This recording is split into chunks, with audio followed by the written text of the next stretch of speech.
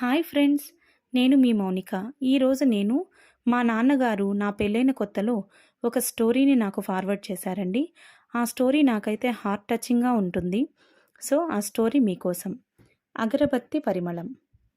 కొత్తగా పెళ్ళైన కూతురు పుట్టింటికి వచ్చి కొన్ని రోజుల తర్వాత తిరిగి అత్తారింటికి వెళ్ళేటప్పుడు తన తండ్రి కూతురుకు ఒక అగరబత్తి డబ్బాను కానుకగా ఇచ్చాడు. అది చూసిన తల్లి ముఖం చీదరించుకుని, మీ నాన్న ఎప్పుడూ ఇంతే, మహా పిసినారి అంటూ లోపలికి వెళ్ళి మంచి బ్లౌజ్ పీసులు రెండు మరియు దానిపైన డబ్బులతో ఉన్న ఒక కవరును పెట్టి కూతురికి ఇచ్చి అత్తారింటికి పంపించింది. తను కూడా ఏమీ అనకుండా అత్తారింటికి వెళ్ళిపోయింది. మరుసటి రోజు అత్తగారింట్లో ఉదయమే దేవుని ఇంట్లోకి వెళ్ళి దీపం పెట్టి తండ్రి ఇచ్చిన అగరబత్తిని వెలిగించింది. డబ్బాలో నుండి అగరబత్తి తీసేటప్పుడు అందులో నుంచి ఒక కాగితపు చీటీ బయటపడింది. అది తీసి చూస్తే తండ్రి చేతి రాతతో రాసిన ఒక సందేశం కనిపించింది. అది చదివి తను ఒక్కసారిగా బిక్కి బిక్కి ఏడవడం మొదలుపెట్టింది. తను ఏడవడం చూసి ఒక్కసారిగా అందరూ పరిగెత్తుకుంటూ వచ్చారు. ఏమైంది, ఏమైంది అంటూ అడగసాగారు. తను తన చేతిలో ఉన్న చీటీని అత్త చేతిలో పెట్టింది.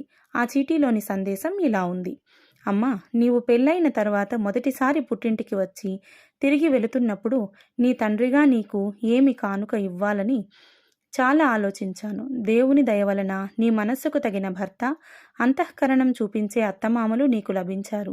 ఇప్పుడు నేను నీకు ఒక సుగంధభరితమైన అగరబత్తి డబ్బాను కానుకగా ఇస్తున్నాను. ఇదేమిటి అని ఆశ్చర్యం కలిగింది కదూ. మీ నాన్న బాగా కంజూస్ అనుకుంటున్నావు కదా. కాదు కాదు, మీ అమ్మ పెళ్లి తర్వాత మొదటిసారి ఇంటికి వచ్చినప్పుడు అందరినీ ఎలా కలుపుకొని పోయి ఏ విధంగా వ్యవహరించిందో నువ్వు కూడా అదే రీతిగా అందరినీ కలుపుకోవాలి.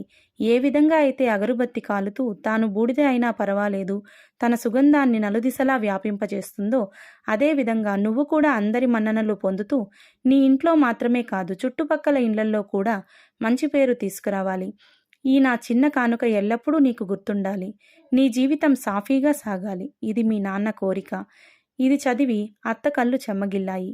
కోడలిని కౌగిలించుకుని, ఇటువంటి సంస్కారవంతమైన ఇంటి నుండి మాకు కోడలు రావడం, ఇటువంటి మంచి సంబంధీకులను పొందడం నిజంగా మేము ధన్యులం. సర్వేజన సుఖినోభవంతు. ఎలా ఉందండి స్టోరీ? మీకు కనుక స్టోరీ నచ్చినైతే please like, share and subscribe.